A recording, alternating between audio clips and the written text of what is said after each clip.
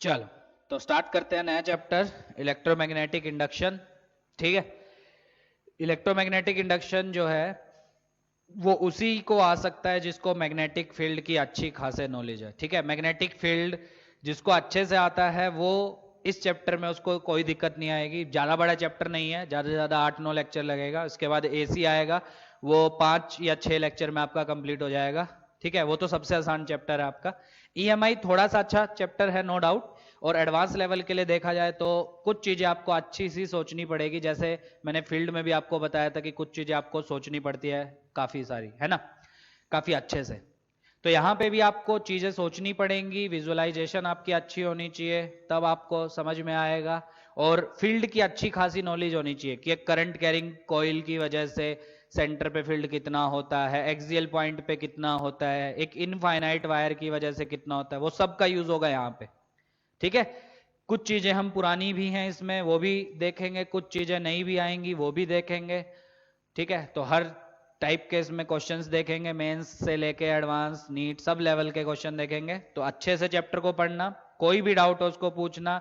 ये खत्म हो गया तो फिजिक्स का लगभग पूरा मुश्किल जो पार्ट है वो खत्म हो गया। उसके बाद मॉडर्न फिजिक्स, ठीक है, और हीट थर्मो जो अपना बचा है उतना मुश्किल नहीं है। ठीक है। एसी तो बल्कि सबसे आसान है जो इसके बाद आएगा। ठीक। तो ईएमआई स्टार्ट करते हैं। तो ध्यान देना, और पहला लेक्चर अगर नहीं समझा तो वापस जाके एक बार मैग्नेटिज्म रिवाइज करना, पूरा मैग्नेटिक इफेक्ट ऑफ करंट। ठीक है।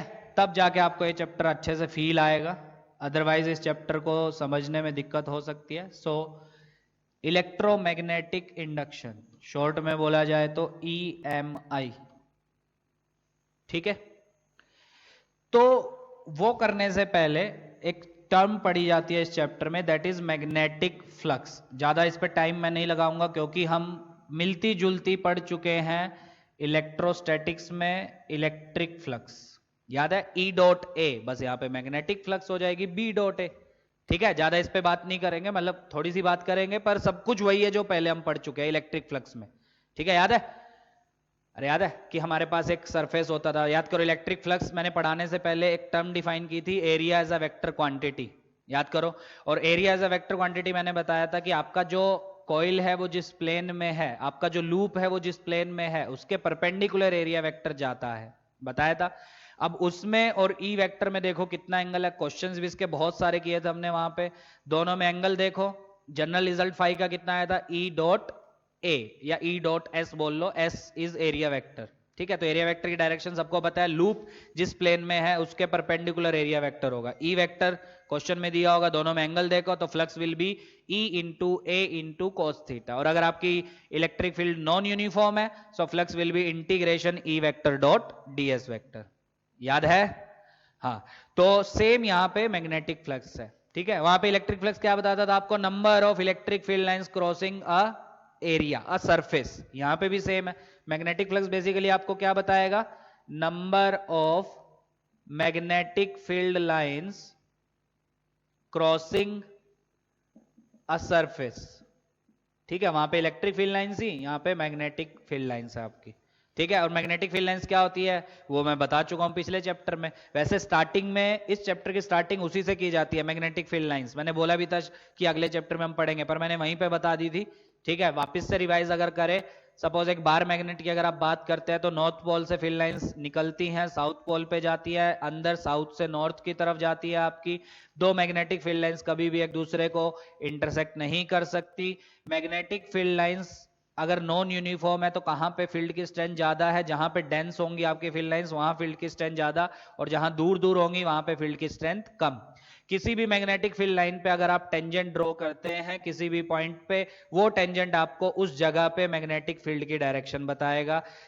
और हमने क्या क्या पढ़ा था, magnetic field lines close loop बनाती है, electric field lines close loop नहीं बनाती है। अब इसमें क्वेश्चन था जो नीट के डीपीपी में मैंने एक बार दिया था, उसमें ऑप्शन था कि इलेक्ट्रिक फील्ड लाइंस, तो ए ऑप्शन था कैन फॉर्म क्लोज लूप। ठीक है। और एक था कि can never form close loop. ठीक है।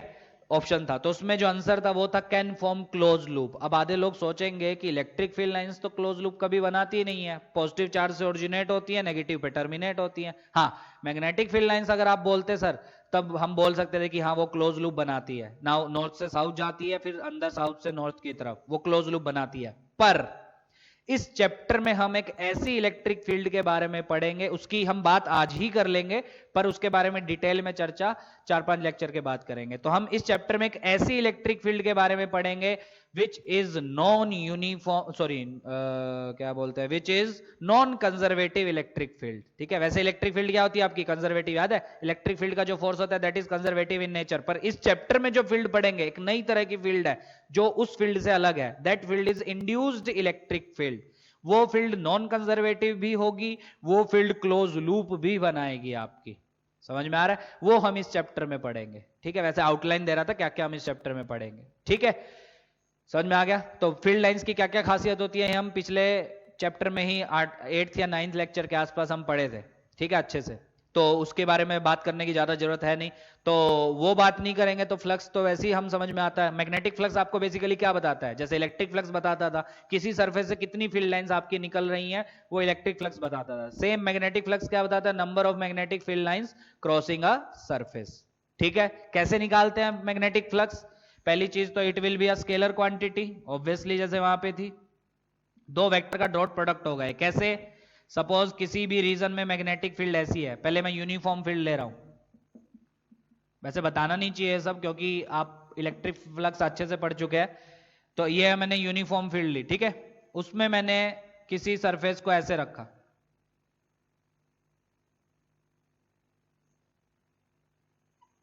ठीक, कैसा रखा है, ऐसा, समझ पा रहे हो। तो ये बी हो गया आपका, ये आपका एरिया वेक्टर आएगा, बी और ए में एंगल कितना, 0, तो फ्लक्स आपका कितना आ जाएगा, बी इंटू ए। ये सब पढ़ चुके हैं हम, वहां ई इंटू ए था। और सपोज इसी फील्ड में हम इस सरफेस को कुछ ऐसा रख देते हैं, ऐसा, अब बोलो फ्लक्स कितना हो जाएगा, तो यहां से अब जनरल रिजल्ट आ जाएगा। ये आपका हो गया एरिया वेक्टर, ये आपका है बी वेक्टर, दोनों में एंगल है सपोज थीटा, कितना एंगल है दोनों में, थीटा, तो flux will be B vector dot A vector. ये है आपका general result. So magnetic flux for a uniform magnetic field is given by B vector dot A vector, where A vector is area of the loop, area of the surface किधर जाता है, surface के perpendicular direction में, B obviously magnetic field, वो question में दी होगी, दोनों में एंगल देखो, फ्लक्स आ जाएगा आपका। स्केलर क्वांटिटी है क्योंकि दो वेक्टर के डॉट प्रोडक्ट से मिलती है। ठीक है, और सिंप्लीफाई थोड़ा किया जाए तो flux is given as B A cos theta. जो मैंने फिगर नंबर 1 बनाई है उसमें बी और ए में एंगल कितना है आपका, 0, इसलिए फ्लक्स आएगा बी ए। पर जनरल रिजल्ट क्या है, बी डॉट ए। वही पढ़े थे, वहां पे भी पढ़े थे सर ये तो इसलिए तो मैं बोल रहा हूँ जल्दी जल्दी इसको खत्म करेंगे क्योंकि नया कुछ नहीं है। बस वहां ई डॉट ए था, यहाँ बी डॉट ए, वहां इलेक्ट्रिक फ्लक्स था, यहाँ मैग्नेटिक फ्लक्स है, सिंपल। और वहां पे हमने एक चीज और पढ़ी थी, सपोज हमारी फील्ड नॉन यूनिफॉर्म है, ऐसी, ठीक है, तब बताओ हमारा मान लो ये कोई सरफेस है, तब हम कैसे फ्लक्स निकालें इस सरफेस से, तब हम क्या करते थे, एक छोटा सा एलिमेंट लेते थे इस सरफेस पे, ठीक है, डीएस वेक्टर की डायरेक्शन, ये ई वेक्टर की direction tangent, sorry B vector की डायरेक्शन टेंजेंट ड्रॉ कर दिया, दोनों में एंगल है सपोज थीटा, तो छोटा सा फ्लक्स कितना आएगा, डी फाई, बोलो, that will be B vector dot DS vector. तो पूरे से फ्लक्स कितना होगा, integration B vector dot DS vector. तो अगर नॉन यूनिफॉर्म फील्ड है, जिसके क्वेश्चन वहां पे भी नहीं मिले थे हमको और यहां पे भी उसके क्वेश्चन नहीं मिलेंगे, बहुत रेयर अगर कभी मिला तो मिला, तो अगर नॉन यूनिफॉर्म मैग्नेटिक फील्ड है तब किसी भी सरफेस से मैग्नेटिक फ्लक्स कैसे निकाला जाएगा, एक छोटा सा टुकड़ा लो उस पे, वहां उस टुकड़े के लिए डीएस वेक्टर बनाओ आउटवर्ड, वो डीएस वेक्टर और बी में कितना एंगल है वो देखो, ठीक है, वहां से छोटी सी फ्लक्स डी फाई निकालो, उसको इंटीग्रेट मारो, आपकी नेट फ्लक्स आएगी। ठीक है, पर अगर फील्ड यूनिफॉर्म है जो जनरली रहेगी, तब flux is directly given by B vector dot A vector. अब एंगल कितना है उस पर डिपेंड करेगा फ्लक्स कितनी होगी, एंगल 0 तो इस सरफेस से सारी फील्ड लाइंस आपकी पास करेंगे, फ्लक्स विल बी मैक्सिमम। और अगर सरफेस ऐसा है और आपकी फील्ड ऐसी है, सब बताया था मैंने उधर, याद करो, तब एरिया वेक्टर ऊपर, बी वेक्टर ऐसा, दोनों में एंगल 90, फ्लक्स विल बी 0। और देख के ही समझ में आ रहा है, सरफेस अगर ऐसा है तो आपकी फील्ड लाइंस कोई क्रॉस ही नहीं करेंगी इससे, है ना, तो आपका कितना हो जाएगा, 0। अरे है, तो जनरल रिजल्ट कितना है, बी डॉट ए, या बोला जाए B A cos theta, where theta is बोलो थीटा क्या है? Angle between field vector, magnetic field vector and A vector. और अगर आपकी फील्ड नॉन यूनिफॉर्म है तो flux will be given by integration B vector dot DS vector. ठीक है, कर लोगे सोल्व? पक्का? सोच लो। चल हाँ, जो नई चीज है वो मैं बताता हूं इस टॉपिक में। जो नई चीज है वो क्या है? बाकी तो सब इलेक्ट्रिक फ्लक्स से मिलती जुलती है। जो नई चीज है वो इसकी यूनिट है। ठीक है, क्या यूनिट है? ध्यान से सुनना। यूनिट है इसकी, फ्लक्स कितना होता है आपका? B A cos theta. देखो कॉस थीटा तो डायमेंशन लेस है, यूनिट लेस है, सबको पता है। ठीक है, तो फ्लक्स की जो यूनिट होगी वो है बी की यूनिट मैग्नेटिक फील्ड की, दैट इज टेस्ला एरिया की मीटर स्क्वायर। तो फ्लक्स की यूनिट होती है टेस्ला मीटर स्क्वायर, पर इसको ऐसे याद नहीं करना है। फ्लक्स की यूनिट जो टेस्ला मीटर स्क्वायर होती है उसको एक नाम दिया गया है, दैट इज वेबर। तो ये याद रखनी है, ये नई चीज है। मैग्नेटिक फ्लक्स की यूनिट होती है वेबर। क्या यूनिट होती है? वेबर। अब मैंने बताया था, याद करो पिछले चैप्टर में मैग्नेटिक फील्ड के पहले ही लेक्चर में या दूसरे में, कि मैग्नेटिक फील्ड की दो यूनिट होती है। एक होती है टेस्ला, दूसरी आप पढ़ोगे ईएमआई के चैप्टर में वेबर पर मीटर स्क्वायर, बताया था मैंने। और आ गया वो ईएमआई चैप्टर में मैंने बोला था वो पढ़ोगे, पर मैंने लिखवा दिया था कि सेकंड यूनिट होती है वेबर पर मीटर स्क्वायर। तो कभी भी आप फील्ड की unit weber per metre square देखो तो डरना नहीं है। टेस्ला तो होती ही होती है, गॉस भी होती है, वेबर पर मीटर स्क्वायर भी आपकी होती है, तो उसको देख के डरना नहीं है। वेबर पर मीटर स्क्वायर भी आपकी फील्ड की यूनिट है। कैसे? क्या फील्ड को यूनिट वाइज आप यहां से लिख सकते हो? Flux by area. वैसे cos थीटा भी आएगा पर वो यूनिट नहीं है ना उसकी। फ्लक्स क्या है आपकी unit? Weber. So that will be weber per metre square. ठीक है, तो मैग्नेटिक फील्ड की एक यूनिट और होती है टेस्ला के अलावा, that is weber per metre square, where weber is SI unit of magnetic flux. याद रखना, SI unit of magnetic flux is weber. ठीक है, और वहीं से निकलती है मैग्नेटिक फील्ड की एसआई यूनिट एक और, which is weber per metre square. Tesla तो होती ही है, वेबर पर मीटर स्क्वायर भी होती है। ठीक है, साइंटिस्ट के नाम पे रखा गया है। तो क्या होता है मैग्नेटिक फ्लक्स? समझ में आ गया। एक गिवन सरफेस से कितनी फील्ड लाइंस आपकी निकल रही हैं, मैग्नेटिक फील्ड लाइंस, वो आपको बताता है मैग्नेटिक फ्लक्स के बारे में। कैसे कैलकुलेट करना है? सेम जैसे हम इलेक्ट्रिक फ्लक्स कैलकुलेट करते थे। अब उसमें मैंने एग्जांपल भी दिया था, एग्जांपल भी कर लेते हैं, चलो लगे हाथ। क्या था? सपोज ये हमारा है सरफेस, रेडियस है आर, और फील्ड है सपोज ऐसी, यूनिफॉर्म फील्ड लेते हैं एकदम। ठीक है, हॉरिजॉन्टल के साथ एंगल है 53 डिग्री। क्वेश्चन है फ्लक्स बताओ कितना होगा। ये ऐसा है, बोर्ड पे ऐसा बना है, ये ऐसा है। ठीक है, और फील्ड ऐसी है। बताओ एरिया किधर होगा इसका? ये ऐसा है, तो एरिया परपेंडिकुलर ये, so this will be the area vector. तो एरिया ऐसा, फील्ड ऐसा, दोनों में एंगल क्या ये वाला होगा? बिल्कुल, ये 53 तो एंगल कितना? 37। So flux will be B dot A which will be B A cos 37। So field का मैग्नीट्यूड बी दिया है क्वेश्चन में। Area pi R square, cos 37 is 4/5. So this is the magnetic flux linked with this surface. ठीक है, एक और देख लो example. तो सपोज अब ऐसा लेते हैं हम प्लेन के अंदर, अब फील्ड ऐसी लेते हैं जैसी उसमें ली है, सेम। ठीक, ये एंगल कितना है आपका? 53 डिग्री। क्वेश्चन अब फ्लक्स बताओ। अब ध्यान से सुनना, अब फ्लक्स आपका होगा जीरो। क्यों जीरो? क्योंकि ये प्लेन में है आपका सरफेस, एरिया वेक्टर प्लेन के परपेंडिकुलर, मतलब जेड के अलोंग, और आपकी फील्ड एक्स वाई प्लेन में है, तो एंगल कितना हो जाएगा? बोलो।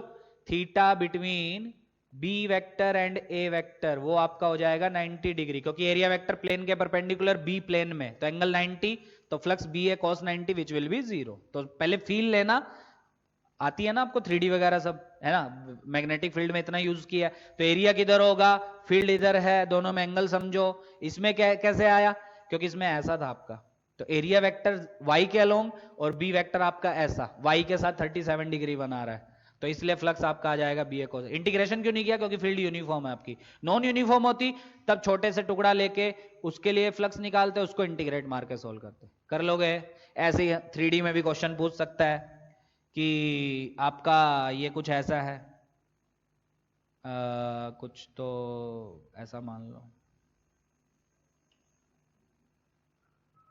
एक्स वाई जेड में, अब आपको 3D में सोचना पड़ेगा। ऐसी मैग्नेटिक मोमेंट के भी क्वेश्चन देखे थे हमने, तो कर लोगे ये सब। ठीक है, तो कुछ नया नहीं है, बेसिकली फ्लक्स कभी भी निकालना है तो that will be B vector dot A vector. ठीक है, तो ये था आपका चैप्टर का स्टार्टिंग। आपको पता होना चाहिए फ्लक्स होता कितना है। सो बेसिकली मैग्नेटिक फ्लक्स आपका होता है B vector dot A vector. Okays, पक्का? चलो आगे बढ़े। अब मजेदार चैप्टर, मतलब चैप्टर की स्टार्टिंग आप यहां से मान सकते हो। वैसे फ्लक्स से ही स्टार्टिंग होती है, पर असली स्टार्टिंग अब, क्योंकि फ्लक्स तो मिलता जुलता ही था पहले से, बस एक यूनिट नई चीज थी हमारे लिए। अब चैप्टर की स्टार्टिंग, और उसके लिए आपको मैग्नेटिक फील्ड अच्छे से आनी चाहिए। क्या होती है फील्ड, है ना, उसको विजुअलाइज कैसे करते हैं, ये सब आपको अच्छे से आना चाहिए। तब आपको ये लेक्चर समझ में आएगा, मतलब ये चैप्टर ही तभी समझ में आएगा जब आपको फील्ड आती होगी। करे, फोकस्ड रहना, ध्यान से समझना। और जिस भी चैप्टर में, मैं बहुत बार ये चीज बोलता हूं कि आपको जिस भी लेक्चर में डाउट हो, हल्का सा भी, ठीक है, भले ही वो बेवकूफी वाला डाउट हो, तब भी आपको वो पूछना ही है, ठीक है। बिना डाउट क्लियर करे आगे नहीं बढ़ना है, ठीक है। तो ध्यान से चैप्टर को देखो, ध्यान से आज का जो टॉपिक पढ़ रहे हैं वो समझो, बहुत मजेदार टॉपिक है, अच्छे से समझना। कोई भी समस्या हो छोटी सी भी तो उसको पूछो बिंदास, ठीक है। बिना क्लियर करे डाउट कभी भी आगे मत बढ़ो, ठीक है। करें, चलो देखो अब ध्यान से। तो बेसिकली ध्यान से अब सुनना, एक चीज ऑब्जर्व की गई एक्सपेरिमेंटली, ठीक है, और वो क्यों ऑब्जर्व की गई उसको भी मैं फील करवाऊंगा कि हाँ ये तो हुआ होगा सर। ये है हमारी किसी रीजन में यूनिफॉर्म मैग्नेटिक फील्ड बी, ठीक है। ये हमारा है कोई लूप, ठीक है, सर्कुलर लूप है हमारा, एक सर्कुलर लूप, ठीक है सर। सर्कुलर बनता क्यों नहीं है मुझसे, ठीक, अब इससे अच्छा नहीं बनेगा, ठीक। तो एक चीज देखी गई, ध्यान से सुनना। मान लो इसका रेडियस आर है तो एरिया कितना होगा, ऑब्वियसली पाई आर स्क्वायर। तो एक चीज नोटिस की गई कि जब ये मैग्नेटिक फील्ड, अंदर की मैग्नेटिक फील्ड है, माइनस जेड के लोग दिख रहा है सबको, क्रॉस से डिनोट किया मैंने, डॉट भी ले सकते हैं आप, कोई फर्क नहीं पड़ता। तो एक चीज नोटिस की गई कि जब इस मैग्नेटिक फील्ड में इस लूप को रखा गया तो ये लूप में कोई करंट नहीं दौड़ रहा था। ऑब्वियस सी बात है, दिख रहा है, ठीक, करंट कहां से आएगा सर, है ना। पर अब एक चीज देखी गई कि अगर गलती से मैं इस फील्ड को बढ़ा देता हूं, ठीक है, अगर मैं इस फील्ड को बढ़ा देता हूं या कम कर देता हूं, मतलब चेंज कर रहा हूं फील्ड को, तो बेसिक मतलब क्या है, मैं क्या बोलना चाह रहा हूं, if magnetic field is changing, ध्यान से सुनना, magnetic field is changing, loop के साथ कोई छेड़छाड़ नहीं कर रहे, लूप वही आर रेडियस की है आपकी, बस हमने किसको चेंज किया, मैग्नेटिक फील्ड के मैग्नीट्यूड को। मान लो अगर पहले 5 टेस्ला थी, हमने उसको बढ़ा के 10 टेस्ला कर दिया, ठीक है।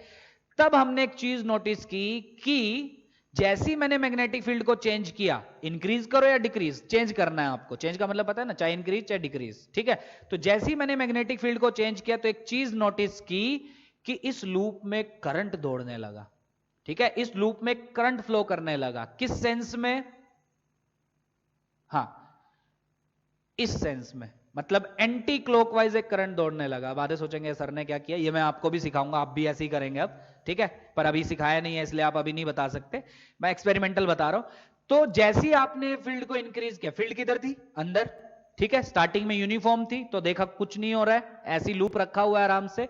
पर जैसे ही आपने इस फील्ड को चेंज किया, सपोज आपने बढ़ाया, बी इंक्रीज मैंने लिखा हुआ है, ठीक है, तब नोटिस किया गया कि एक एंटी क्लॉकवाइज करंट इस लूप में दौड़ने लगा, ठीक है। कब तक, जब तक आप इस फील्ड को चेंज करते जा रहे हैं।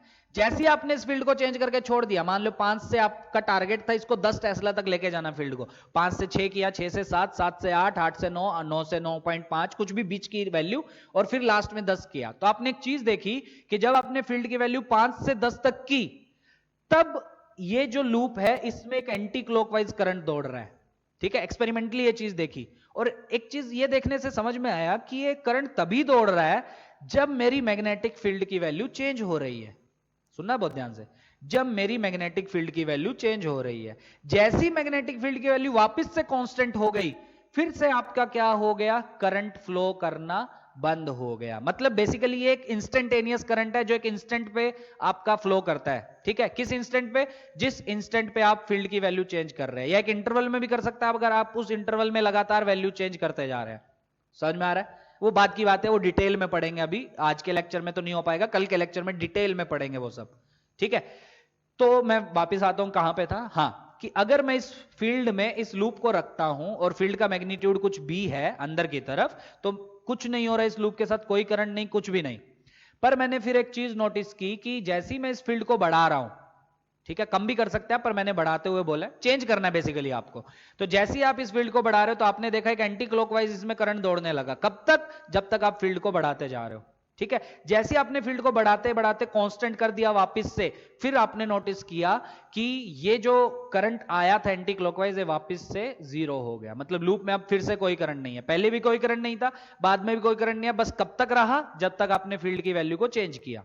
ये आपने ऑब्जर्वेशन की, ठीक। सिमिलरली उल्टा जब बोलें कि फील्ड जब डिक्रीज किया आपने, तब इसमें क्लॉकवाइज करंट दौड़ने लगेगा आपका। अब वो क्यों हुआ अभी आपको मैंने नहीं सिखाया, तो जब आज के लेक्चर में सीख लेंगे वो, तो जब सीखेंगे तब आपको, हाँ ये सर ने जो बनाया था एकदम सही है। अभी मुझे पता है वो कि एंटी क्लॉकवाइज क्यों दौड़ा, थोड़ी देर में आपको भी पता चल जाएगा कि अंदर की फील्ड बढ़ाने से एंटी क्लॉकवाइज करंट क्यों दौड़ा। पर अभी के लिए बस इतना समझो कि करंट दौड़ा, ठीक है, एंटी क्लॉकवाइज सेंस में दौड़ा, बस दौड़ा, ठीक है यहां तक। फिर एक चीज और नोटिस की गई कि अगर मैं इसी फील्ड में, तो पहली चीज क्या नोटिस की गई कि अगर मैं इस फील्ड की वैल्यू को चेंज करता हूं, बढ़ाता हूं या घटाता हूं, और बढ़ाने घटाने से क्या होता है, डिफरेंस क्या आएगा? एक केस में एंटी क्लॉकवाइज करंट आएगा, एक केस में क्लॉकवाइज। वो क्यों आएगा वो थोड़ी देर बाद आएगा। पर मेन फंडा क्या है कि if magnetic field is changing, ठीक है, और चेंजिंग का मतलब इंक्रीज डिक्रीज दोनों होता है, तो अगर मैग्नेटिक फील्ड चेंज हो रही है तो हमने एक चीज नोटिस की, अ करंट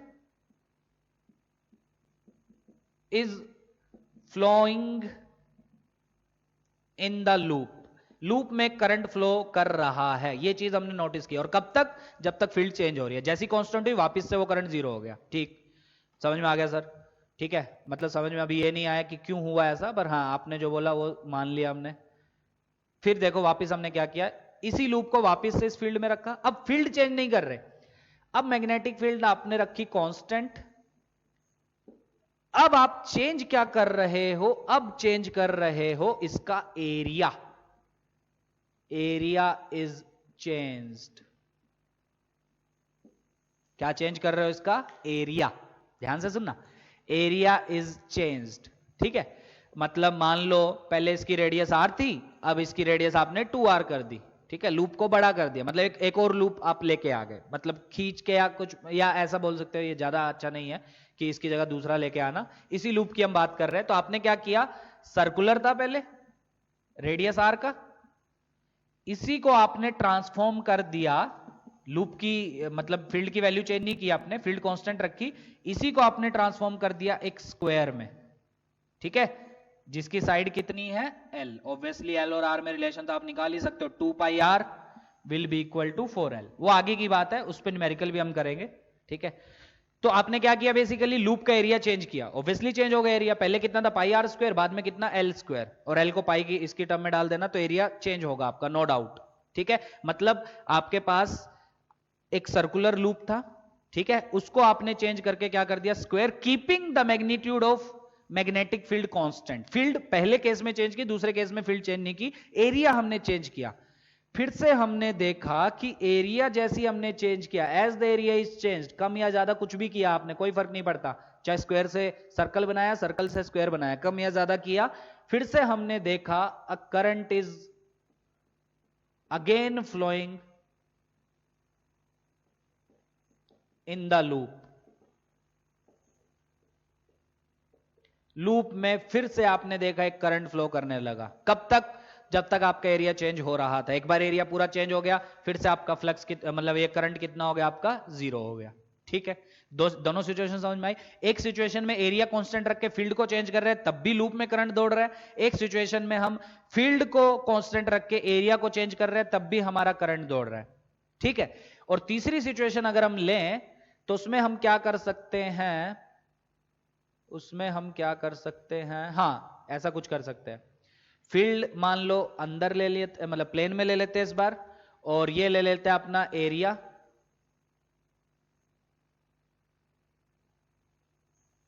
मतलब ये हमारा सरफेस है, ठीक है। पहले ऐसा था, इनिशियल एंगल कितना था दोनों में? 0 डिग्री। और फिर हमने क्या किया, फील्ड भी सेम रखी, लूप भी वही रखा, मतलब एरिया वही रखा, बस उसका ओरिएंटेशन चेंज कर दिया, अब एंगल हो गया सपोज 60 डिग्री, किस किस में, बी और ए में।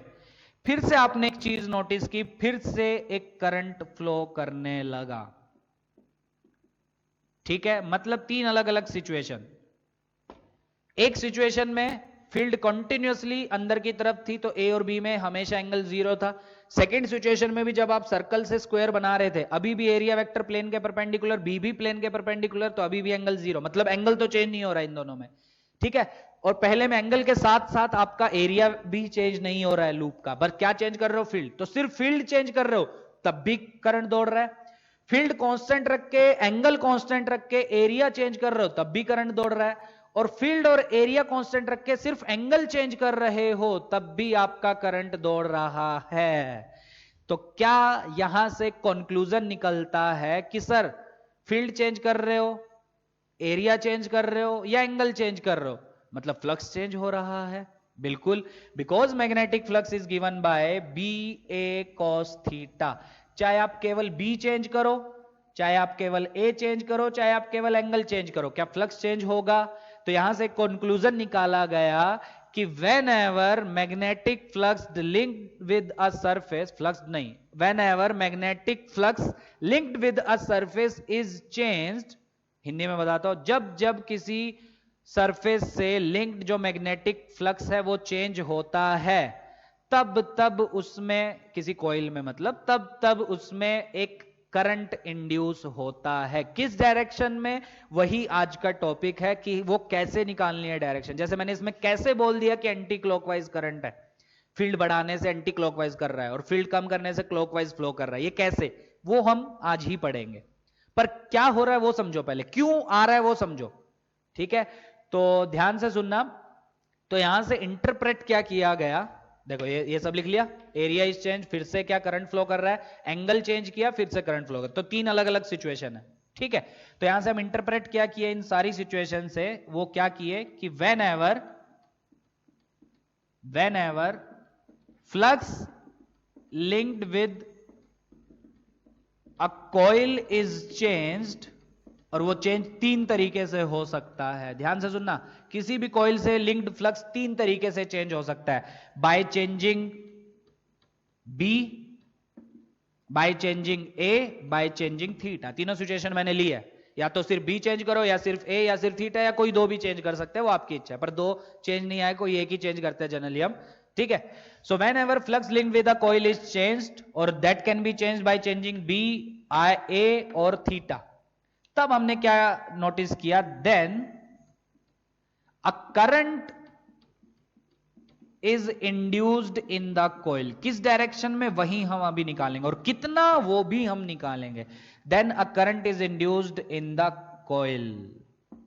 ठीक है, तो बेसिक पूरे इसका जो हमने डिस्कशन अभी किया, जो तीनों केस हमने लिए, नोट कर लिया सबने, हाँ, तो जो तीनों केस हमने लिए उसका पूरा इंटरप्रिटेशन क्या है कि जब जब हम किसी कॉइल से फ्लक्स चेंज करेंगे, ध्यान से सुनना, जब जब हम किसी कॉइल से फ्लक्स चेंज करेंगे तब तब उस कॉइल में एक करंट दौड़ता है, that current is called induced current. अब सबको एक चीज पता है कि सर करंट दौड़ रहा है तो मतलब एक पोटेंशियल डिफरेंस भी होगा, और पोटेंशियल डिफरेंस किसकी वजह से आता है, इलेक्ट्रिक फील्ड की वजह से। वही फील्ड मैंने आज के लेक्चर के स्टार्टिंग में बोली थी, इंड्यूस्ड इलेक्ट्रिक फील्ड, जिस पे हम अभी नहीं जाएंगे, लास्ट में हम एकदम पढ़ेंगे इंड्यूस्ड इलेक्ट्रिक फील्ड, एकदम लास्ट में। पर कहीं ना कहीं आपके दिमाग में होना चाहिए करंट किसकी वजह से आई, ये किसकी वजह से आई, ध्यान से सुनना, मैं एक लाइन बोल रहा हूं, अपने दिमाग में बिठा लेना कि जब जब आप किसी कॉइल से मैग्नेटिक फ्लक्स जो उस कॉइल से लिंक्ड है उसको चेंज कर रहे हो, वो चेंज हो सकता है किसी भी तरीके से, बी को चेंज करके, एरिया को चेंज करके, या एंगल को चेंज करके, बी और ए के बीच में। तो जब जब आप वो फ्लक्स को चेंज करोगे तब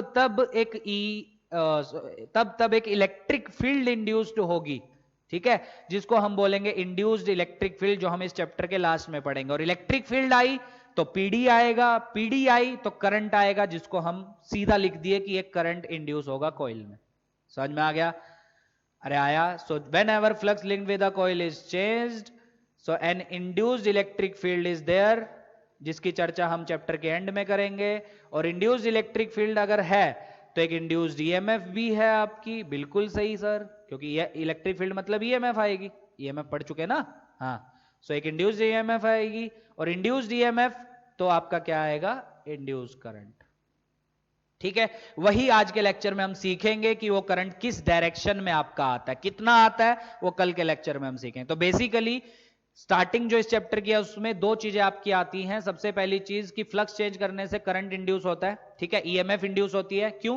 क्योंकि करंट चेंज करने से आपका फ्लक्स जो है वो आपका चेंज हुआ। तो कहां थे हम लोग, थोड़ा इंटरप्शन हो गया, हाँ तो कहीं तो थे हम लोग। तो हाँ कि हमने एक चीज देखी कि जब जब हम कॉइल से लिंक्ड फ्लक्स को चेंज करते हैं, वो कैसे कर सकते हैं, ऑब्वियसली उसके फॉर्मूले से आप देख सकते हो। तब तब एक इंड्यूस्ड इलेक्ट्रिक फील्ड आती है, जिसकी बात हम बाद में करेंगे चैप्टर में, ठीक है। उस इंड्यूस्ड इलेक्ट्रिक फील्ड की वजह से एक इंड्यूस्ड ईएमएफ आती है। ऑब्वियसली इलेक्ट्रिक फील्ड है तो पोटेंशियल डिफरेंस आपका आएगा।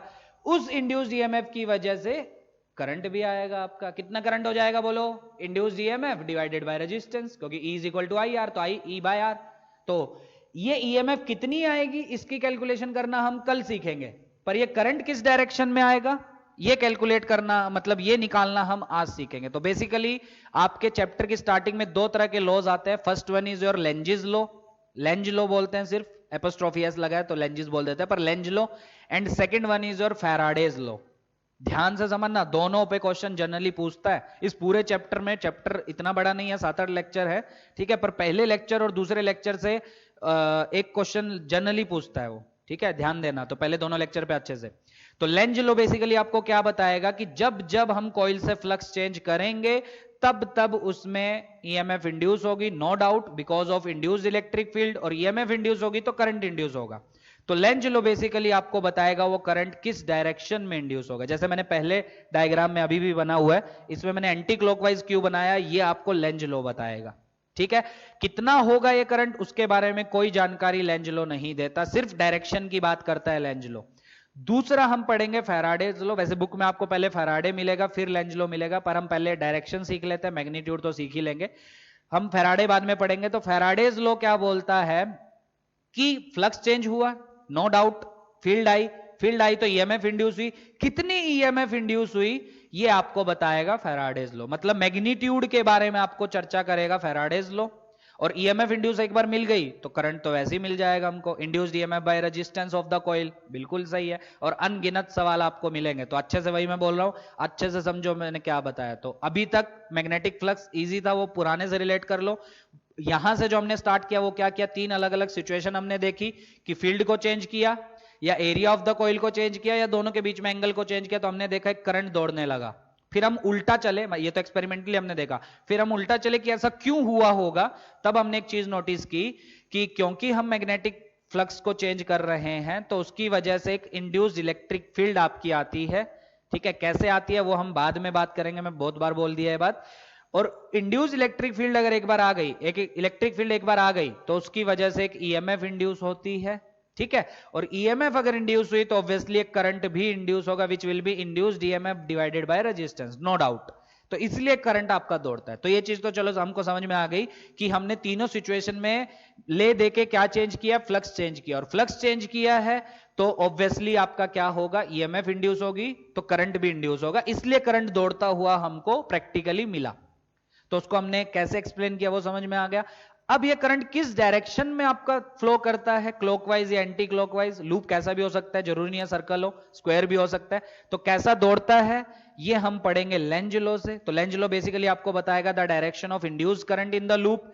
और फिर हम पढ़ेंगे ईएमएफ जो आई है फ्लक्स चेंज होने की वजह से, ये कितनी आई है ये हम पढ़ेंगे फैराडेज लॉ। और जनरली फैराडेज लॉ से आपका क्वेश्चन आता है, मतलब मान के चलो हर 2 साल में एक बार तो क्वेश्चन फैराडे लॉ से ही पूछ लेता है वो, पहले 2 लेक्चर से ये क्वेश्चन पूछ लेता है। ऐसा नहीं है कि बाकी चैप्टर इंपॉर्टेंट नहीं है, बाकी भी इंपॉर्टेंट है। और एडवांस के लिए बात करें तो पहले 2 को मिला के जो आगे के और ज्यादा इंपॉर्टेंट है आपके, ठीक है। पर पहले 2 पे अच्छे से फोकस करोगे तभी आपको आगे का भी फील आएगा कि हाँ ये ऐसे हुआ, ये ऐसे हुआ। करें स्टार्ट। तो हेडिंग डालो, बहुत बहुत इंपॉर्टेंट लेंज लॉ। आज पूरा शायद नहीं हो पाएगा पर जितना होगा फील लेना कि ये क्या हुआ। मैं चैप्टर ये बहुत आराम से आपको पढ़ाऊंगा, पर इसके बाद जो एसी आएगा उसको मैं थोड़ा सा आपको फास्ट पढ़ाऊंगा क्योंकि वो इजी चैप्टर है। पर ज्यादा फास्ट लगेगा तो बता देना, ठीक है, तब भी मैं उसको स्लो नहीं करूंगा, ठीक है, क्योंकि वो स्लो करने लायक चैप्टर है ही नहीं आपका। ठीक है, बहुत आसान चैप्टर है वो। तो ईएमआई मैं बहुत आराम से पढ़ाऊंगा, बहुत प्यार से, भले ही मैं 8 लेक्चर मान के चल रहा हूँ कि इसको लगेगा, भले ही 8 की जगह 10 लग जाए, कोई प्रॉब्लम नहीं है, पर चैप्टर समझ में आना चाहिए। मजेदार चैप्टर है, आराम आराम से पढ़ेंगे। ठीक है, तो फर्स्ट टॉपिक है लेंज लो। तो लेंज लो की जरूरत किस लिए पड़ रही है वो समझ में आ रहा है पहले? तो लेंज लो की जरूरत पड़ रही है कि फ्लक्स चेंज तो हमने कर दिया और करंट भी हमने देख लिया, पर किस डायरेक्शन में वो हमको समझ में नहीं आ रहा है, वो हमको देखना है। ठीक है, तो लेंज लो पढ़ने से पहले एक चीज देखते हैं। क्या? ध्यान से सुनना। सपोज मेरे पास ये मैग्नेटिक फील्ड है, ध्यान से सुनना बहुत, वैसे बच्चों वाली चीज अब आपको पता भी होगी। और ये मेरे पास एक सर्कुलर कॉइल है, ठीक है, जिसका आधा एरिया फील्ड में है, आधा एरिया।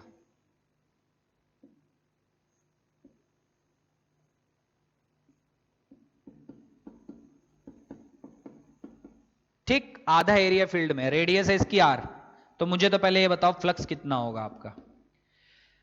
तो पहली चीज तो देखो, फील्ड और एरिया में एंगल दिख ही रहा है 0 डिग्री, क्योंकि एरिया आपका इसके परपेंडिकुलर और फील्ड भी परपेंडिकुलर, तो आपका एंगल 0 डिग्री। तो flux will be basically B into A. बिल्कुल सही है सर। फील्ड का मैग्नीट्यूड मान लो बी है, कांस्टेंट है, तो बी। एरिया कितना लोगे? क्या पाई आर स्क्वायर? नहीं, पाई आर स्क्वायर पूरे का है। ठीक है, फ्लक्स किसकी वजह से लिंक होगा आपका? ये मैग्नेटिक फील्ड की वजह से ना। तो मैग्नेटिक फील्ड कितने पोर्शन में है? सिर्फ इतने एरिया में। So this flux will be given by B into pi R square by 2। वैसे मुझे नहीं लगता इसमें दिक्कत होगी कुछ, ये अपने आप भी कर लेते हैं आप। पर एक चीज जो इंपॉर्टेंट है वो क्या है, मतलब इसके बताने का सिग्निफिकेंस क्या है कि फ्लक्स जब आप लिखते हैं बी ए कॉस थीटा, तो बेसिकली ये एरिया कौन सा होता है? एरिया, ये ए होता है area of the loop.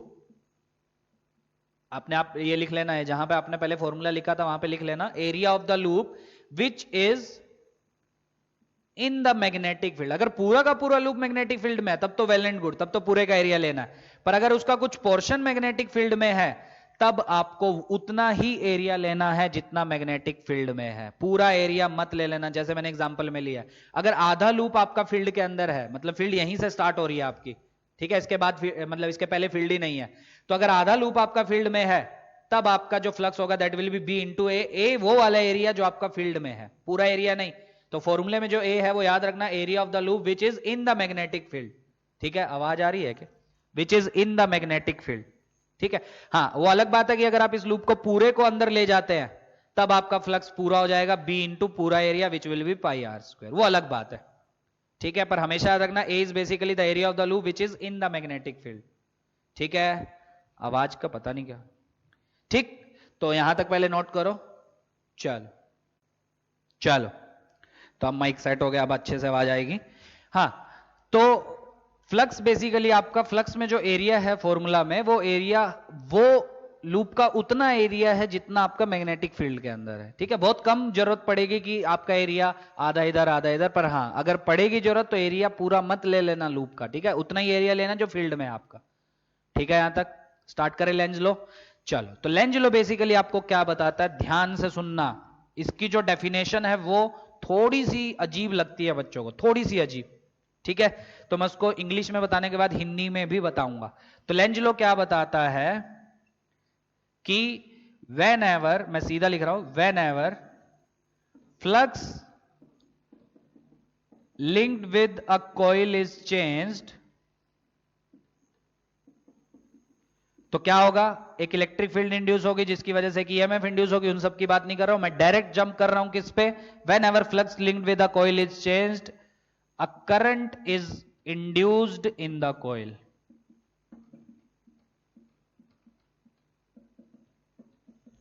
A current is induced in the coil. ठीक है, बीच में और भी चीजें, इलेक्ट्रिक फील्ड इंड्यूस होगी, उसकी वजह से ईएमएफ इंड्यूस होगी, वो फैराडे लॉ में पड़ेगी, क्योंकि इसमें हम सिर्फ डायरेक्शन देख रहे हैं करंट किधर है, तो सीधा मैं करंट की बात कर रहा हूं। तो जब जब कॉइल से फ्लक्स लिंक जो है वो चेंज होगा तब तब आपका जो करंट है कॉइल में वो इंड्यूस होगा। किधर? यही लेंजेस लॉ बताता है किधर। आप आगे ध्यान से सुनना, रेड से मैं लिख रहा हूं क्योंकि डेंजर साइन है इसलिए मैं रेड से लिख रहा हूं, जो लाइन है वो बहुत खतरनाक आएगी अभी। सो whenever flux linked with the coil is change, the current is induced in the coil. कैसे इंड्यूस होता है? इन such a way that it opposes the change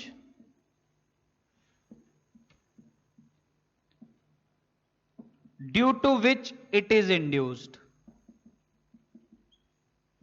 ध्यान से सुनना बहुत, ये जो करंट है ये ऐसे इंड्यूस होता है ताकि ये अपोज कर सके किसका, जिसकी वजह से ये इंड्यूस हुआ है। और ये इंड्यूस किसकी वजह से हुआ है, फ्लक्स चेंज होने की वजह से। अब वो फ्लक्स चेंज किस वजह से हुआ, या तो फील्ड चेंज होगी, या एरिया चेंज होगा, या एंगल चेंज होगा। वो चेंज देखो, उस चेंज का अपोज करेगा ये इंड्यूस्ड करंट। थोड़ी डेफिनेशन थोड़ी अजीब लग सकती है, पर धीरे धीरे जब हम इलस्ट्रेशन लेंगे, एग्जांपल से समझेंगे, तब आपको आसान लगेगा कि हाँ क्या बोल रहा है वो हमको समझ में आया। पर अभी के लिए मैं बताता हूं, whenever flux linked with a coil is changed, the current is induced in the coil in such a way that it opposes the change due to which it is caused. ये उस चेंज को oppose करती है जिसकी वजह से ये पैदा हुई है। ठीक है, ध्यान से सुनना, जिसकी वजह से करंट आपका पैदा हुआ है ये उसी का आपका क्या करेगा, विरोध करेगा। ये इसका हिंदी में मतलब है।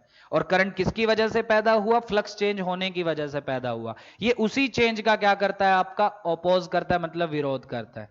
ठीक है, तो ये करंट कैसे इंड्यूस होगा, it will be induced in such a way that it opposes the change due to which it is induced. ठीक है, जिस चेंज की वजह से ये पैदा हुआ है उसी चेंज का ये क्या करेगा, आपका अपोज करेगा। समझ में आ गया, पक्का। इलस्ट्रेशन से समझे, डेफिनेशन यही है आपकी बुक्स में, आपको यही डेफिनेशन मिलेगी कि इस करंट की डायरेक्शन ऐसे होती है ताकि ये अपोज करे उस चेंज का जिसकी वजह से ये आई है आपकी। ठीक है, अब अपोज करने से डायरेक्शन कैसे डिसाइड करना है वो ध्यान से देखो। लेंजेस लो इतना ही है आपका, ठीक है, मतलब लेंज लो आपका इतना ही है। अब देखते हैं कि क्या बोलना चाह रहा है लेंज लो, ध्यान से सुनना, बहुत ध्यान से। आगे देखो, 2-3 इलस्ट्रेशन मैं कराऊंगा, उसके बाद आप एक्सपर्ट हो जाओगे कि क्या हुआ कैसे हुआ। सपोज मैग्नेटिक फील्ड अंदर की तरफ है, इसमें मैंने एक कॉइल रख दिया ऐसा। ठीक, स्टार्टिंग में फील्ड चेंज नहीं हो रही है तो ऑब्वियसली फील्ड चेंज नहीं हो रही है तो फ्लक्स चेंज नहीं हो रहा है, फ्लक्स चेंज नहीं हो रहा है तो कोई भी करंट इंड्यूस नहीं हो सकता। अब मैंने क्या किया, इस फील्ड को मैंने इंक्रीज किया। फील्ड की तरह अंदर दिख रही है सबको, क्रॉस से डिनोट हो रही है, इसको मैंने इंक्रीज किया। जो मैंने फर्स्ट इलस्ट्रेशन बनाया था आपका याद है, तो मैंने बोला था एंटी क्लॉकवाइज करंट आपका फ्लो करता है। अब एंटी क्लॉकवाइज क्यों, वो हम लेंज लॉ से बताएंगे। देखो क्यों, सब लोग सीखो, मुझे तो आता ही, अब आप लोग भी सीखो।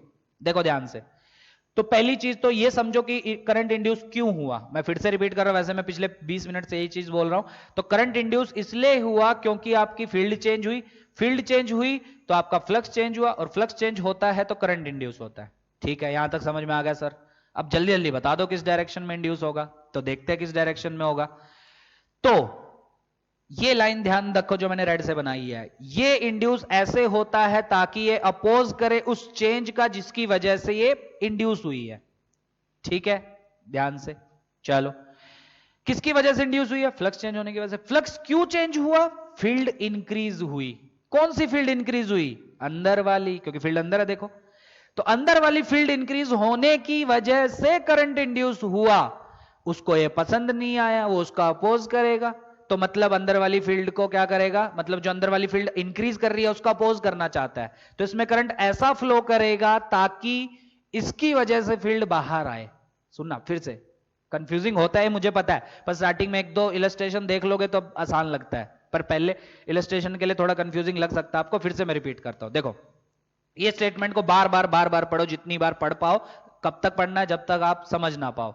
ठीक है, तो ये स्टेटमेंट बोलती है कि करंट ऐसे इंड्यूस होगा ताकि वो अपोज करे किसका, जिस चेंज की वजह से वो इंड्यूस हुई है। ठीक है, यहां तक वापस आए इस पे इलस्ट्रेशन पे। So let's say it is illustration number 1।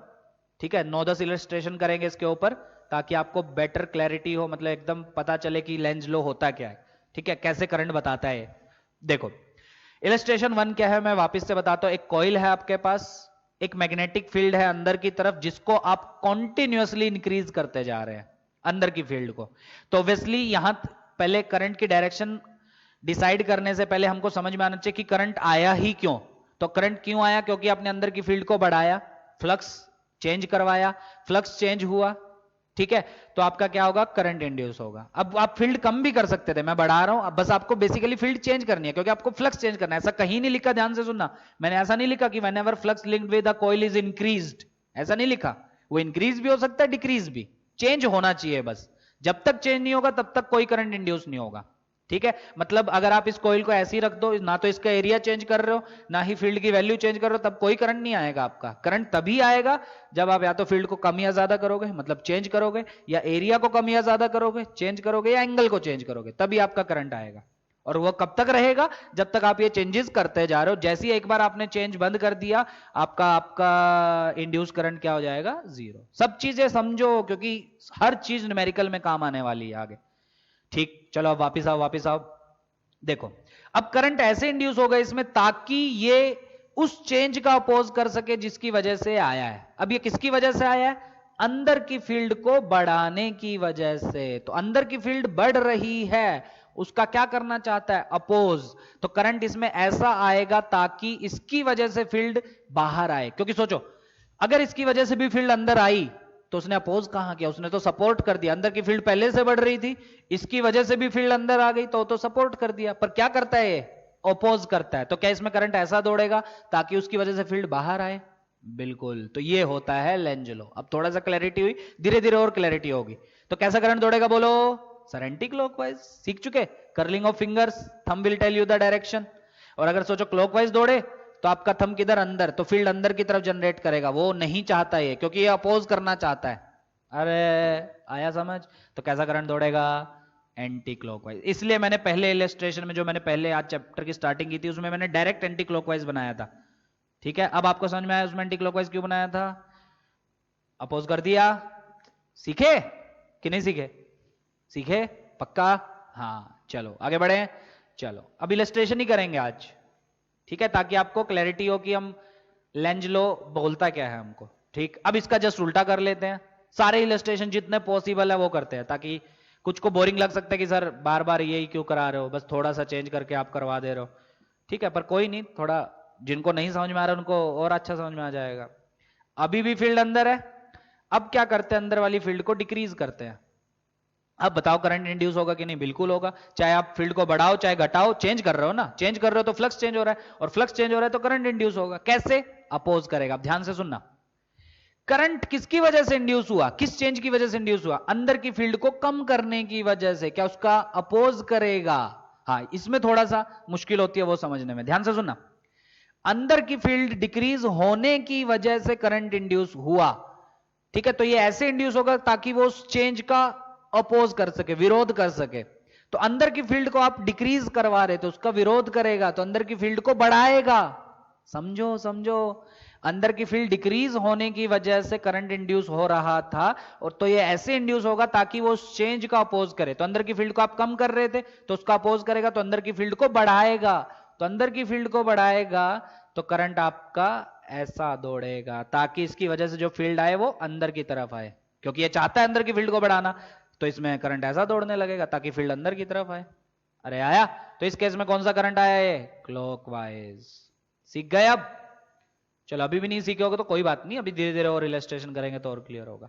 ये चैप्टर में बहुत आराम से पढ़ाने वाले हो, कोई टेंशन नहीं है, आराम से पढ़ेंगे एकदम। मैग्नेटिक फील्ड भी मैंने एकदम आराम से पढ़ाया। एसी में थोड़ा सा तेज पढ़ाऊंगा, क्योंकि एसी मुझे लगता है वो आप कर लोगे। ठीक है, तब भी डाउट आएगा तो पूछ सकते हो, ऐसा कुछ वो नहीं है। चलो आगे बढ़े, चलो नेक्स्ट लेते हैं illustration number third. Illustration third, ठीक, थर्ड लेते हैं, फील्ड अब बाहर लेते हैं। ध्यान से अब सुनना, फील्ड बाहर लेते हैं। अच्छा, कोयल लेते हैं, ऐसा स्क्वायर भी ले सकते हैं आप, ऐसा कुछ नहीं है कि सर आप हर बार ये ले रहे हैं, स्क्वायर भी ले सकते हैं, ऐसा कुछ नहीं है। ठीक है, अब बाहर है फील्ड, डॉट से रिप्रेजेंट हुई, फील्ड को आप डिक्रीज कर रहे हैं। अब खुद से पॉज करके खुद से बताओ करंट की डायरेक्शन किधर होगी, अपनी नोटबुक में बना लो, इसमें दौड़ा देना करंट, क्लोज लूप है तो ऑब्वियसली करंट फ्लो करेगा आपका। ठीक है, अच्छा, तो मैं बता रहा हूं, अपना आंसर चेक करना, क्लॉकवाइज या एंटी क्लॉकवाइज, दो ही ऑप्शन है। तो देखो ध्यान से, क्या करंट आएगा, पहली बात तो ये समझो, बिल्कुल आएगा सर। फील्ड आप चेंज कर रहे हो, फील्ड चेंज कर रहे हो तो फ्लक्स चेंज हो रहा है, फ्लक्स चेंज हो रहा है तो करंट इंड्यूस होता है। ठीक है सर, किस डायरेक्शन में होगा वो ध्यान से सुनना। जिस चेंज की वजह से इंड्यूस हुआ उस चेंज का अपोज करेगा ये। अब चेंज कौन सा किया आपने, बाहर की फील्ड को कम कर रहे हो, तो उस चेंज का अपोज करेगा, बाहर की फील्ड को बढ़ाएगा। तो बाहर की फील्ड को कैसे बढ़ाएगा, ताकि इसमें करंट ऐसा दौड़े, ऐसा दौड़ेगा तभी तो इसकी वजह से फील्ड किधर आएगी, बाहर की तरफ। अरे आएगी, क्लोज लूप है ना, तो क्लोज लूप ऐसा सिंपल फिंगर्स को कल करो, थंब डायरेक्शन बता देगा बाहर की तरफ। अरे आएगा, तो ऑब्वियसली बाहर की फील्ड को आप कम कर रहे हो तो उसका अपोज करेगा, तो बाहर की फील्ड को बढ़ाना चाहेगा, तो करंट ऐसा दौड़ेगा इसमें ताकि इसकी वजह से फील्ड बाहर आए। तो ऐसा सोचो, अगर क्लॉकवाइज दौड़ता तो अंदर आती, अपोज थोड़ी सपोर्ट कर रहा है तब तो, ये अपोज करता है हमेशा उस चेंज का। अब इसी में चौथा इलस्ट्रेशन आपसे अपने से बना लेना, सेम कॉइल सेम फील्ड बाहर की तरफ, बस उसको इंक्रीज कर रहे हो। तो अब क्या हो रहा है, बाहर की फील्ड को इंक्रीज कर रहे हो तो उसका अपोज करेगा, तो करंट ऐसा दौड़ेगा ताकि फील्ड अंदर की तरफ आए, तो अब करंट दौड़ने लगेगा आपका क्लॉकवाइज। ठीक है, और बेटर बेटर इलस्ट्रेशन लेते हैं, थोड़ा और अच्छे लेवल के इलस्ट्रेशन लेते हैं, ध्यान से सुनते रहना। अब थोड़े से अच्छे लेवल के हो जाएंगे तो विजुअलाइजेशन और स्ट्रॉन्ग करनी है अपनी। ठीक है, चलो इलस्ट्रेशन नंबर 4। ठीक है, अगर 4 आपको उसको बनाना जो मैंने अभी अभी बोला तो ये 5 कर लेना। ठीक है, वो मैं नहीं करा रहा क्योंकि एकदम सेम हो जाएगा। अब ध्यान से सुनना, अब इसमें बच्चों से सोचने में एक चीज गलत होती है, आंसर वो सही निकाल देते हैं इसमें, पर सोचने में चीज गलत होती है। ठीक है, तो अपना सोचना सही करना, क्या सोचने में गलती होती है, ध्यान से सुनना। ये स्क्वायर है, स्क्वायर लूप है, और ये ऐसा जा रहा है अंदर की तरफ v स्पीड से, बाहर भी आ सकता है नो डाउट, मैं अंदर लेके जा रहा हूं, आप फील्ड से बाहर भी निकाल सकते हैं।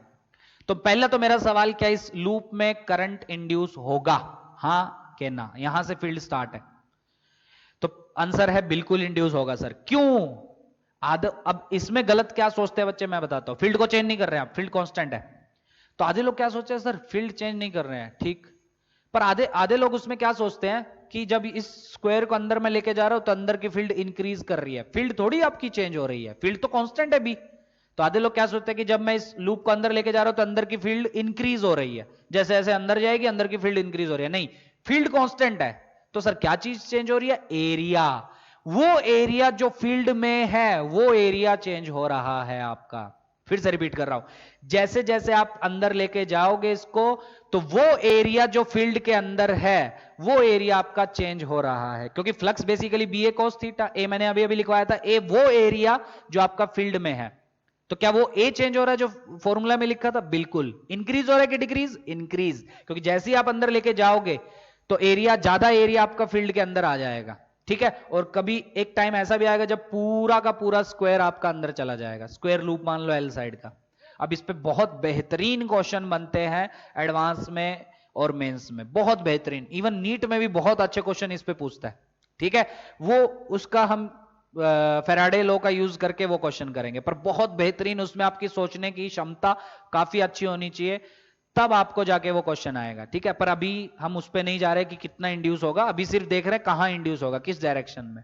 ठीक है, आप ध्यान से सुनो, इस लूप को आप बाहर भी ले जा सकते थे, और ये फील्ड बाहर की तरफ भी हो सकती है, मैंने तो अंदर बनाई, तो इसके एक ही इलस्ट्रेशन से बहुत सारे बन सकते हैं। फील्ड आप बाहर की तरफ ले लो, कॉइल को अंदर ले जाओ, या कॉइल को बाहर निकाल दो, दो इलस्ट्रेशन वो बन गए।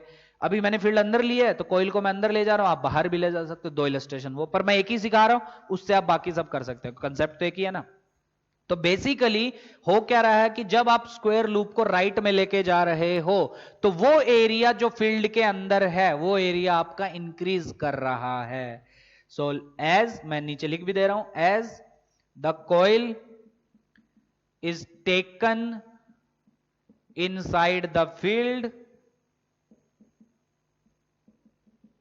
तो क्या होगा, ए इंक्रीजेस। अब आधे लोग क्या सोचते हैं, सर ये तो स्क्वायर लूप है, इसका एरिया कैसे इंक्रीज कर रहा है, ए पूरे का एरिया नहीं है, ए वो एरिया होता है जो आपका फील्ड में है।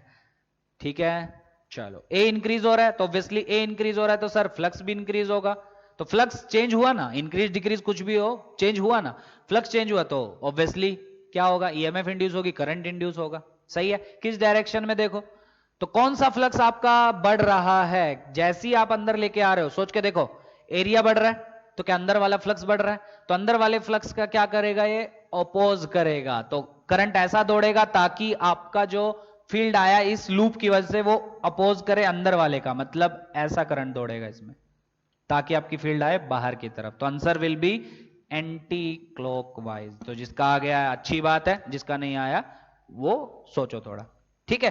अच्छा, इसी में अगर मैं इसको यहां लेके आता, मैं ब्लैक से ऊपर बना रहा हूं v स्पीड से, ऐसा मतलब पहले कुछ एरिया था फील्ड में, धीरे धीरे धीरे धीरे मैं बाहर ला रहा हूं, और एक इंस्टेंट ऐसा आएगा जब पूरा लूप मैंने बाहर ले लिया, तब करंट किधर दौड़ेगा? तब क्या हो रहा है आपका, ए डिक्रीज हो रहा है, मतलब ए वो एरिया जो फील्ड के अंदर है वो डिक्रीज हो रहा है, उसका क्या करेगा? अपोज। तो ए डिक्रीज हो रहा है मतलब फ्लक्स डिक्रीज हो रहा है आपका, तो फ्लक्स को क्या करेगा? इंक्रीज, क्योंकि अपोज करता है। तो फ्लक्स को इंक्रीज कैसे करेगा? करंट क्लॉकवाइज दौड़ेगा ताकि आपका इंक्रीज हो। समझ में आया? हाँ, पर कुछ लोगों को मिसकंसेप्शन क्या होता है कि जब ये अंदर जा रहा है तो फील्ड बढ़ रही है, फील्ड थोड़ी ना चेंज हो रही है, वो एरिया जो फील्ड में है वो बढ़ रहा है आपका, तो कॉरस्पॉन्डिंगली फ्लक्स बढ़ रहा है तो उसका अपोज होगा, तो करंट एंटी क्लॉकवाइज दौड़ेगा आपका। ओकेज, कर लोगे? और यही सेम हम पढ़ेंगे एक और 3-4 लेक्चर के बाद, एक टर्म आएगी मोशनल ईएमएफ, मतलब कॉइल आपका किसी स्पीड से भाग रहा है, ठीक है, तो जब कॉइल किसी स्पीड से फील्ड में भागता है तो उसमें एक मोशनल ईएमएफ जनरेट होती है, उससे भी आप करंट की डायरेक्शन निकाल सकते हैं कि एंटी क्लॉकवाइज आएगी इस केस में, वहां से भी आप कर सकते हैं। तो दो दो मेथड से आप सीख सकते हैं, वो बाद में सिखाऊंगा, ठीक है। समझ में आया यहां तक? कोई डाउट है? कोई डाउट है तो बताओ, ठीक है। कोई डाउट है तो उसको पूछो, ठीक है, पॉज करके डाउट नोट करो, कोई भी अगर है तो उसको पूछो, ठीक है, बिना डाउट क्लियर करे आगे नहीं बढ़ने का। कोई समस्या यहां तक? चलो आगे बढ़े फिर। टाइम हुआ क्या? अभी नहीं, काफी अभी टाइम है, 7-8 मिनट, 3-4 इलस्ट्रेशन और हो जाएंगे। तो लेंजलो बेसिकली क्या बता रहा है वो समझ में आ रहा है सबको धीरे धीरे? चलो, हाँ हाँ, एक चीज मैं भूल गया, बार बार सोच रहा था क्या चीज मैं बताना भूल रहा हूं। हाँ, मुझे एक चीज बताओ, ये जो करंट आया इस केस में, जब राइट में आप लेके जा रहे थे अंदर की फील्ड में, एंटी क्लॉकवाइज डायरेक्शन में जो है, कब तक आएगा? अगर आपने मेरी आवाज, मेरी बात ध्यान से सुनी है, जो मैंने इस चैप्टर की स्टार्टिंग से आपको बोलता जा रहा हूं, वो तब उन लोगों को समझ में आएगा कि सर ये करंट जो एंटी क्लॉकवाइज है, ये सिर्फ उतने ही टाइम तक इंड्यूस होगा जितने टाइम तक ये कॉइल पूरा अंदर नहीं चला जाता, क्योंकि अगर एक बार ये कॉइल पूरा अंदर चला गया तब आपका एरिया जो फील्ड में है वो लगातार कांस्टेंट है, वो पूरे कॉइल का एरिया होगा, फील्ड आप चेंज कर नहीं रहे, एरिया जो कॉइल में है वो कांस्टेंट बन जाएगा एल स्क्वायर, क्योंकि पूरा लूप अंदर चला गया, एंगल चेंज हो नहीं रहा, क्योंकि हमेशा एंगल दोनों में 0 डिग्री दिख रहा है हमको, तो क्योंकि एरिया भी परपेंडिकुलर, बी भी परपेंडिकुलर, एंगल 0, तो तीनों में से कोई चीज चेंज नहीं हो रही है, तो फ्लक्स चेंज नहीं हो रहा, फ्लक्स चेंज नहीं हो रहा तो करंट इंड्यूस नहीं होगा। इसी पे मैंने बोला था जो बहुत बेहतरीन क्वेश्चन बनते हैं वो इसी के ऊपर, कि ग्राफ बनाओ इंड्यूस्ड करंट का टाइम के साथ। तो आधे लोग तो समझ ही नहीं पाते, वो क्या करते हैं, टाइम 0, मान लो 0 पे यहां से स्टार्ट हुआ, वो मान लो L/2, ऐसी एग्जांपल के आपको बनाना नहीं है, ऐसी बता रहा हूं, L/2 रीजन अंदर था, L/2 बाहर था, v स्पीड से भाग रहा था, तो कितने टाइम में पूरा अंदर चला जाएगा? अभी वैसे डिटेल में हम फैराडे लॉ में पढ़ेंगे, पर अभी मैं बता देता हूं ताकि आपको थोड़ा फील आए। तो कितने टाइम अंदर चला जाएगा बोलो? कितना डिस्टेंस अंदर जाने के लिए चाहिए? L/2, so distance is equal to speed into time, कितने टाइम में अंदर चला जाएगा? L/2v, क्योंकि टाइम 0 पे ये सिचुएशन थी।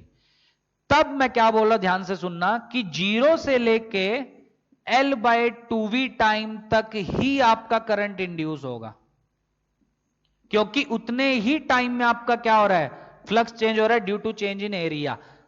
आया समझ? हाँ, इसके बाद सर क्या होगा, L/2v से लेके आगे तक, अब आगे तक वो डिपेंड करता है ये रीजन कितना है, अगर मान लो यहां के बाद पूरे रीजन में मैग्नेटिक फील्ड है, तब तो जब तक वो चलता रहेगा, इतने टाइम से लेके वहां तक कोई करंट इंड्यूस्ड नहीं होगा। क्यों? क्योंकि फ्लक्स चेंज नहीं होगा, ना तो फील्ड चेंज कर रहे, ना ए चेंज कर रहे, क्योंकि एक बार पूरा अंदर चला गया तो एरिया कांस्टेंट हो गया जो फील्ड के अंदर एल स्क्वायर, ना एंगल चेंज कर रहे। हाँ, वो अलग बात है कि अंदर ले जाके सर मैं थोड़े से टाइम के बाद, मतलब L/v टाइम के बाद मैं इसको सर्कल बना देता हूं, तब तो ऑब्वियसली एरिया चेंज कर रहा हो, तब फिर से फ्लक्स आपका आएगा, चेंज होगा, फ्लक्स चेंज होगा तो करंट आएगा। समझ में आया? फील लो, चैप्टर बहुत इंटरेस्टिंग है चैप्टर, बस फील लेने की जरूरत है कि क्या हो रहा है। चलो आगे बढ़े। चलो अब थोड़े अच्छे लेवल के इलस्ट्रेशन करते हैं। नेक्स्ट है इलस्ट्रेशन नंबर 5, ठीक है, एक दो और करेंगे बस, उसके बाद खत्म करेंगे। इलस्ट्रेशन नंबर 5, ध्यान से देखो, अब इसलिए मैंने बोला था कि आपको फील्ड की नॉलेज होनी चाहिए, तो पिछला चैप्टर जिसको आता है उसी को ये चैप्टर अच्छे से समझ में आएगा। स्क्वायर लूप है, सर्कल भी आप ले सकते हैं, कोई दिक्कत नहीं है। ये एक इनफाइनाइट वायर है आई, ये डिस्टेंस है सपोज ए, ये है आपका एल, ठीक है, याद करो इसमें हम क्वेश्चन किए थे, बताओ इसमें आपका फोर्स, नेट फोर्स कितना लगेगा, तो ऊपर नीचे वाले कैंसिल हो जाते थे, करंट इसमें I2 दौड़ता था, वो याद है, वो अलग चीज है, ये अलग चीज पढ़ रहे हैं हम। क्वेश्चन क्या है, ध्यान से सुनना, बहुत ध्यान से।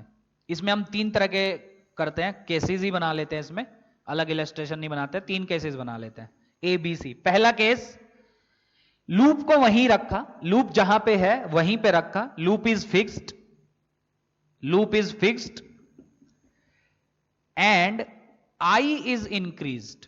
ये जो आई है इसको इंक्रीज किया, तब बताओ करंट किधर दौड़ रहा है इस लूप में। तीनों केसेस में सेम क्वेश्चन है, करंट किधर दौड़ रहा है, लेंज लॉ का यूज करके सोचना, थोड़ा ट्राई करना खुद से। सेकंड केस में क्या करते हैं, लूप जो है उसको हम मूव करवाते हैं राइट में विद स्पीड v, और आपका जो करंट है ये इनफाइनाइट वायर में वो कांस्टेंट रखते हैं, ये हो गया सेकंड। थर्ड में हम क्या करते हैं, लूप को फिर से लेफ्ट में मूव करवाते हैं, इस बार लेफ्ट विद v, और करंट को अभी भी कांस्टेंट रखते हैं। तो ये 3 केस। चौथा आप अपने मन से एक और बना सकते हैं, लूप को फिक्स रख के आई को डिक्रीज करवा देते हैं सर, वो भी कर सकते हैं, ठीक है। या आई को एक और इलस्ट्रेशन बना सकते हो, ऊपर की जगह नीचे भेज दो, तब भी चेंजेस आएंगे आपके, वो तो अनगिनत सवाल बन सकते हैं। अब एक सीख लो, उससे आप सब कुछ कर सकते हो। जैसे इसमें आपके अनगिनत सवाल बन सकते हैं, इसको बाहर ले आओ, या फील्ड बाहर की तरफ ले लो, तब अंदर ले जाओ, बाहर ले आओ, तो बहुत सारे कंसेप्ट एक ही है, ठीक। 14 को बताओ, टाइम अभी हो गया क्या, चलो 1-2 मिनट है, वो कर लेता है, सिर्फ लास्ट इलस्ट्रेशन है। लूप फिक्स रखा मतलब आपने ये जो डिस्टेंस है ये फिक्स रखा। अब मुझे एक चीज बताओ, इसकी वजह से फील्ड किधर होगी, क्या अंदर, सीख चुके, अरे याद है, हाँ ये अलग बात है कि इस साइड के लिए फील्ड अलग होगी, इस साइड के लिए अलग, उससे हमें मतलब ही नहीं है, क्योंकि हमको सिर्फ डायरेक्शन चाहिए। तो ये फील्ड होगी अंदर, कहां पे, लूप की जगह पे। अब आई को ये फील्ड होगी कितनी बोलो, this field will be mu naught I by 2πr, infinite की वजह से, इसलिए मैंने बोला था उसकी नॉलेज होनी चाहिए। अब देखो डिस्टेंस तो चेंज नहीं कर रहे, क्योंकि आप इस लूप को कहीं लेके नहीं जा रहे, तो डिस्टेंस, हाँ वो अलग बात है, मैं फिर से रिपीट कर, आधे लोग सोच सकते हैं, जिनको बहुत आता है वो लोग बोल सकते हैं कि सर यहाँ पे फील्ड अलग, यहाँ अलग, यहाँ अलग, मैं मना नहीं कर रहा हूं, फील्ड अलग है नो डाउट, यहाँ पे सबसे ज्यादा होगी, और जैसे जैसे आगे बढ़ोगे आर बढ़ता जाएगा तो फील्ड कम होगी, नो डाउट, उस पर मैं बात ही नहीं कर रहा हूं। मैं बात कर रहा हूं कि क्योंकि इसको हमने यहीं रखा, तो इस फील्ड की वैल्यू पे तो कोई चेंज नहीं होगा, ना तो यहां ना यहां ना यहां, फील्ड किधर है आपकी, अंदर। तो आर अगर सेम है, मैं क्या चेंज कर रहा हूं, आई को इंक्रीज कर रहा हूं। सो जैसे ही मैंने आई को इंक्रीज किया, क्या बी इंक्रीज हो गया, बी इंक्रीज मतलब अंदर की फील्ड इंक्रीज हो गई, क्योंकि फील्ड तो अंदर है ना, इसकी वजह से फील्ड की डायरेक्शन तो हमको पहले से ही पता है, तो अंदर की फील्ड इंक्रीज हुई, तो क्या फ्लक्स चेंज हुआ, तो क्योंकि फील्ड चेंज हुई, फ्लक्स चेंज हुआ, तो ऑब्वियसली इसमें एक इंड्यूस करंट आएगा, किस डायरेक्शन में, जिसकी वजह से आया उसका अपोज करेगा। क्या अंदर की फील्ड इंक्रीज होने की वजह से आया, तो उसका अपोज करना चाहेगा, तो करंट ऐसा दौड़ेगा ताकि फील्ड बाहर आए, तो ये एंटी क्लॉकवाइज। तो जिसका आ गया बहुत अच्छी बात है, जिसका नहीं आया अभी भी सोचो। बी मैं करवाता हूं, सी बी जैसा ही है, बस उसमें लेफ्ट मूव करवा रहे हैं, ठीक है, वो अपने से कर लेना, कर लोगे, तो मैं अब इसको इरेज कर दे रहा हूं। चलो अब बी में क्या किया आपने, इसको राइट में मूव करवा दिए v स्पीड से। अब किस चीज में चेंज होगा, क्या फ्लक्स चेंज होगा, क्योंकि करंट तभी इंड्यूस होता है जब फ्लक्स चेंज होगा। देखते हैं क्या फील्ड आएगी इनफाइनाइट की वजह से, mu naught I by 2πr, ठीक है सर। बी पार्ट में आप आई को कांस्टेंट रख रहे हैं, मतलब इसमें कोई चेंज नहीं, ये तो वैसे ही कांस्टेंट है, ये भी कांस्टेंट है। आर क्या जैसे ये राइट में जाएगा, आपकी जो फील्ड है वो डिक्रीज करेगी, क्योंकि डिस्टेंस आप बढ़ाते जा रहे हो, क्योंकि राइट में भाग रहा है वो, तो डिस्टेंस अगर बढ़ा रहे हो, एज आर इज इंक्रीज, मैं फिर से बोल रहा हूं कि हाँ आर अलग अलग है, फील्ड अलग अलग है, पर आप एक जनरल मान लो कि ये बहुत छोटा लूप है, ऐसा ऐसा मान लो बहुत छोटा लूप है, तो इस लूप की जगह पे आर आपका सेम है, ऐसा ऐसा तो समझ सकते हो। हाँ तो आर बढ़ा रहे हो तो फील्ड आपकी क्या होगी, डिक्रीज, और फील्ड है किधर, ऑब्वियसली करंट अंदर ऊपर है, तो फील्ड अंदर आएगी, फील्ड पहले से डिसाइड कर लेना। तो आर बढ़ा रहे हो क्योंकि राइट में भाग रहा है, आर बढ़ रहा है तो फील्ड डिक्रीज, कौन सी फील्ड डिक्रीज, अंदर वाली, क्या उसका अपोज करेगा, बिल्कुल, अंदर वाली फील्ड डिक्रीज हो रही है, उसकी वजह से आपका क्या आया, करंट आया, तो उसका अपोज करना चाहेगा, तो अंदर वाली फील्ड को बढ़ाएगा, तो करंट ऐसा दौड़ेगा ताकि इसकी वजह से फील्ड अंदर आए। ये आया मजा, बहुत मजेदार चैप्टर है। सो क्लॉकवाइज करंट, थर्ड होमवर्क है, सेंड करना मुझे क्या आया।